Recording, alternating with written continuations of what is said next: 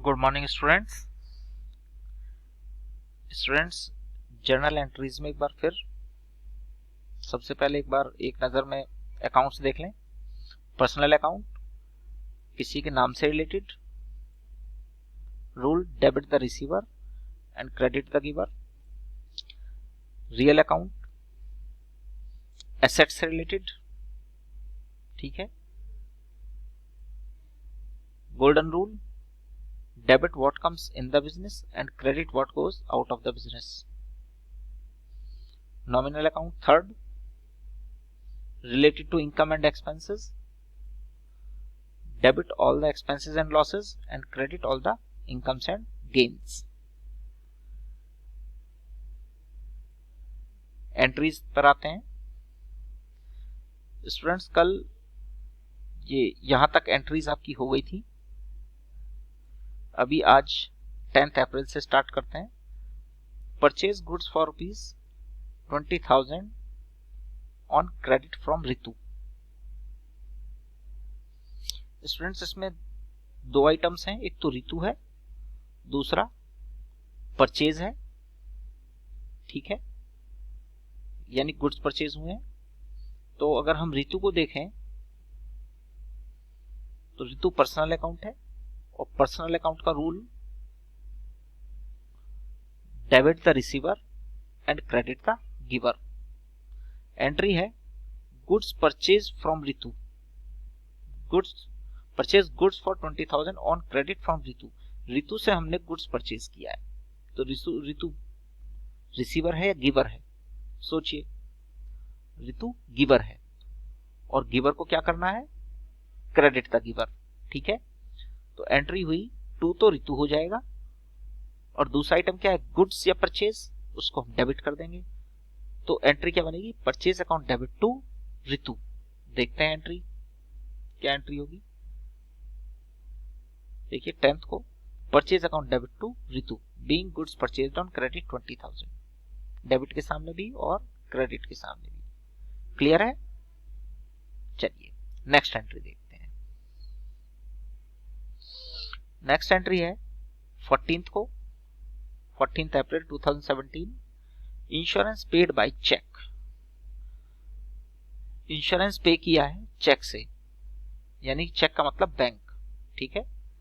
अब इसमें हम एक आइटम हमको दिखाई दे रहा है, एक तो इंश्योरेंस है, दूसरा बैंक है यानी चेक है। तो अगर हम इंश्योरेंस को, मान लीजिए इस बार इंश्योरेंस को देखें, इंश्योरेंस पे किया है, पेड, तो क्या हुआ? बिजनेस के लिए एक्सपेंसेस है या इनकम? देखिए किसी का नाम तो है नहीं, इंश्योरेंस किसी आदमी का नाम नहीं है। इंश्योरेंस कोई एसेट नहीं है क्योंकि इसे छू भी नहीं सकते। तो इंश्योरेंस पे किया, इट मींस ये क्या है? एक्सपेंसेस, ठीक है। और जो एक्सपेंसेस है वो कौन से अकाउंट से रिलेटेड होते हैं? एक्सपेंसेस होते हैं नॉमिनल अकाउंट से related to the income and expenses. और debit all the expenses and losses, जितने भी एक्सपेंस है वो सब डेबिट होते हैं रूल के हिसाब से। तो इंश्योरेंस जो है वो क्या होगा? डेबिट होगा, ठीक है। और चेक से पेमेंट किया, दूसरा आइटम हुआ बैंक, तो बैंक क्रेडिट हो जाएगा, क्योंकि एक आइटम ही डेबिट होगा तो दूसरा क्या होगा? क्रेडिट हो जाएगा। तो एंट्री हुई insurance account debit to bank account. 14 को देखते हैं। 14 को insurance premium account debit to bank account. देखिए 6,000 से एंट्री पास हो गई। क्लियर स्टूडेंट, समझ में आया ये? चलिए एक और एंट्री देखते हैं। नेक्स्ट, पेड रेंट, रेंट पे किया, तो इसमें रेंट किसी का नाम नहीं है, तो ये पर्सनल अकाउंट नहीं है, रेंट को छू नहीं सकते, तो ये एसेट भी नहीं है यानी रियल अकाउंट भी नहीं है। रेंट पे किया है, इट मींस ये क्या है? एक्सपेंडिचर। और एक्सपेंडिचर कौन से अकाउंट होते हैं? अभी आपको बताया था, nominal account, income and expenses वाले। Rule, debit all the expenses, ठीक है। तो इंश्योरेंस रेंट क्या होगा? डेबिट होगा। और पे किया तो क्या दिया होगा बदले में? कैश, क्योंकि अगर चेक से देते तो बैंक वर्ड यूज होता, बैंक से देते हम यहाँ पर चेक लिखा हुआ होता। तो कुछ नहीं कहा है तो रेंट पे किया है, इट मींस कैश दिया होगा। तो रेंट को तो करेंगे डेबिट क्योंकि एक्सपेंस है, और टू कैश अकाउंट। देखते हैं एंट्री 18 को, rent account debit to cash account 2000 से, बीइंग रेंट पेड। क्लियर है स्टूडेंट्स? चलिए और आगे चलते हैं। नेक्स्ट है goods costing 1500 given as charity.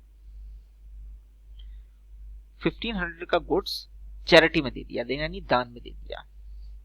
अब चैरिटी ना तो किसी का नाम है, इट मींस पर्सनल अकाउंट नहीं है, चैरिटी एसेट भी नहीं होता क्योंकि छू नहीं सकते, तो रियल अकाउंट भी नहीं है।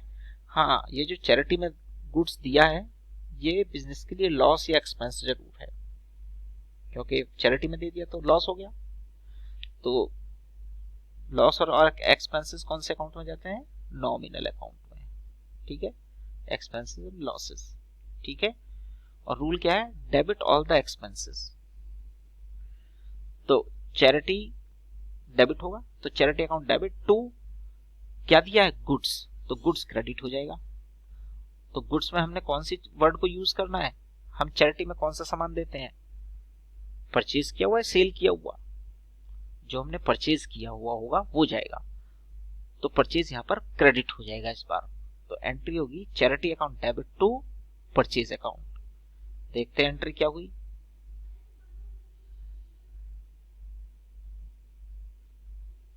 देखिए charity account debit to purchase account 1500 से। क्लियर है? चलिए आगे चलते हैं। फिर देखिए purchase office furniture for 11,200। Office के लिए फर्नीचर परचेज किया है। अब यहां पर परचेज गुड्स नहीं है, याद रखना, परचेज का मतलब गुड्स नहीं है। हम गुड्स में केवल वो चीजें मानेंगे जिसका हम बिजनेस करते हैं। अब ऑफिस के लिए फर्नीचर खरीदा है, तो एक तो फर्नीचर है हमारे पास और परचेज किया है, तो बदले से क्या गया होगा? कैश गया होगा, क्योंकि किसी का नाम तो है नहीं, तो कैश की ट्रांजैक्शन है ये। तो फर्नीचर और कैश दो आइटम है। मान लीजिए फर्नीचर को ही देखते हैं। फर्नीचर क्या है? रियल अकाउंट, और रियल अकाउंट का रूल क्या है? Debit what comes in and credit what goes out. अभी जब फर्नीचर परचेज करेंगे तो फर्नीचर आएगा या जाएगा? आएगा। व्हाट कम्स इन, तो फर्नीचर को करेंगे हम डेबिट, क्योंकि आ रहा है। जाएगा क्या बदले में? पैसे जाएंगे। और जो चीज जाती है उसको क्या करते हैं? क्रेडिट। तो देखिए दोनों ही एसेट थे इस वाले ट्रांजेक्शन में, तो कैश भी और फर्नीचर दोनों ही रियल अकाउंट है, तो एक आ रहा है और एक जा रहा है। फर्नीचर आ रहा है डेबिट और कैश जा रहा है क्रेडिट, ठीक है। तो क्या एंट्री पास करेंगे? Furniture account debit to cash account. देखते हैं 24 को हमने क्या एंट्री पास की है। Furniture account debit to cash account being office furniture purchased 11,200 से। तो स्टूडेंट्स देखिए आज भी हमने 4 to 5 एंट्रीज करी हैं। उम्मीद है ये आप लोगों को समझ में आ गई होंगी, ठीक है। इससे आगे की एंट्रीज हम अपनी नेक्स्ट वीडियो में देखेंगे। Okay, thank you.